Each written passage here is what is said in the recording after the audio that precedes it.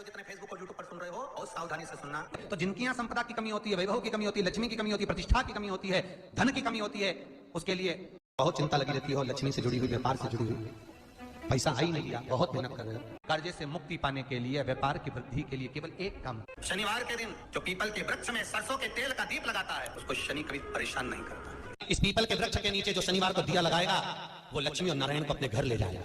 इसलिए शनिवार के दिन पीपल के वृक्ष के नीचे दिया का प्रमाण है हमारा। और सुन दरिद्रता देवी, तेरे पेड़ के नीचे जो हर जन्म के पीछे कोई कारण है। शिव महापुराण से एक बात अच्छी लेकर जाना, क्या चाहे राजा होए, चाहे रंग हो, गरीब होए, चाहे अमीर हो, प्रत्येक मनुष्य को भगवान एक बार संभलने का मौका जरूर देता है। और उस संभलने के मौके में जिसने चौका लगा लिया, वो आगे निकल ही जाता है। आपको भगवान एक ना एक मौका जरूर देगा कि तू भगवान की भक्ति कर, शिव स्मरण कर, शंकर का गुणगान कर, एक लोटा पानी शंकर भगवान को चढ़ा, एक चावल का दाना समर्पित कर। उसका साथी एक पत्र में लिखा है, देखिए, दीपा चौरसिया, पान उमरिया, जिला कटनी से है। कहीं बैठी है आप? आए बेटा, दोनों हाथ उठा दो एक बार। कटनी से है, इन्होंने पत्र लिखा है गुरु जी कि जिस मंदिर में शंकर नहीं है, कुबेरेश्वर धाम में, उस मंदिर का चमत्कार क्या है। मैं अपना चमत्कार लिख रही हूँ। पूरी जगह पर मैंने इंटरव्यू दिया, आज तक पास नहीं हुई थी, पर एक चावल का दाना और एक पशुपति व्रत, पहली बार बाबा का करके आई और दूसरी बार जो इंटरव्यू देकर आई थी, मेरी गवर्नमेंट की जॉब लग गई है। उसके लिए धन्यवाद। बैठो बेटा, बैठ जाओ। श्री शिवाय नमस्ते। और एक और बड़ा सुंदर पत्र, उसको भी सुनिए। दादाजी वर्मा आगरा, दोनों हाथ उठाओ किसी बार। हर हर।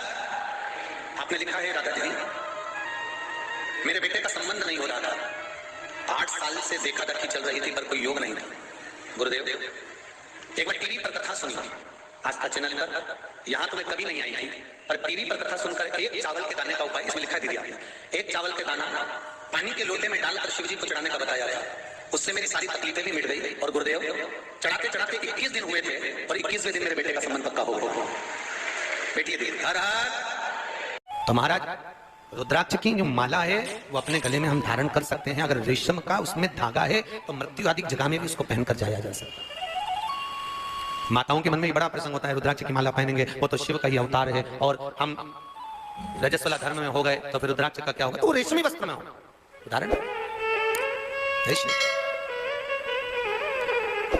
उसको धारण कर सकते हैं। तो यहाँ तीसरा जो सूत्र बताया है वो भगवान का रुद्राक्ष है हमारा। और जितना बारीक से बारीक, जितना छोटे से छोटा रुद्राक्ष होता है, वो उतना फलदायी होता है महाराज। उतना जितना छोटा उतना सुख अनुभव करो। चौथा सूत्र बताया, शिव महापुराण की कथा कहती है, अगस्त ऋषि की कथा, महाभारत का वन पर्व का सुंदर तीर्थ यात्रा पर्व का 98 नंबर का अध्याय कहता है, भोजन करने के बाद मुख में थोड़ा पानी जाना जरूरी होता है। कारण हमारे जीवन में कुछ दुनिया के लोग अगर हम पर कुछ प्रहार करने वाले होते हैं, कोई हाय लग जाती है, किसी ने नजर लगा दी होती है, किसी ने टौना कर दिया होता है, कोई दुख आने वाला होता है, और भोजन के बाद हमारे ऊपर अगर काल मंडराने वाला होता है, तो मात्र जल का आचमन करने से वो पाप समाप्त हो जाता है। और हम क्यों, भोजन में ऐसा क्या होता है, भोजन ग्रहण करने के बाद जल पीने से ऐसा क्या प्राप्त होता है जिसके बल पर ये सारे तकलीफें मिट जाती है? उसका कारण क्या? तो कहा, भोजन अन्नपूर्णा है और जल मेरे शंकर का स्वरूप है। जब वो भीतर जाता है तो सारे विकारों को समाप्त कर देता है।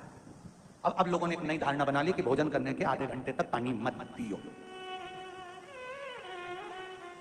मत पियो। हम भी कह रहे हैं नहीं पीना, मत पियो। पाचन क्रिया में, अग्नि में अगर तुमको कोई तकलीफ आ रही है तो मत पियो। पर निवेदन है, कम से कम एक घुट का पानी, कम से कम आधा गिलास, थोड़ा सा आचमन जितना तो पीना चाहिए, जिससे मुख का जल भीतर चले जाए और जो अंदर कुछ तकलीफ हो जीवन की वो समाप्त हो। अगस्त ऋषि ने आचमन किया, अतापी बुलाता रहा, अतापी ने कहा, प्रतापी बाहर निकलो, प्रतापी। श्री शिवाय नमस्तुभ्यं दर्शको हर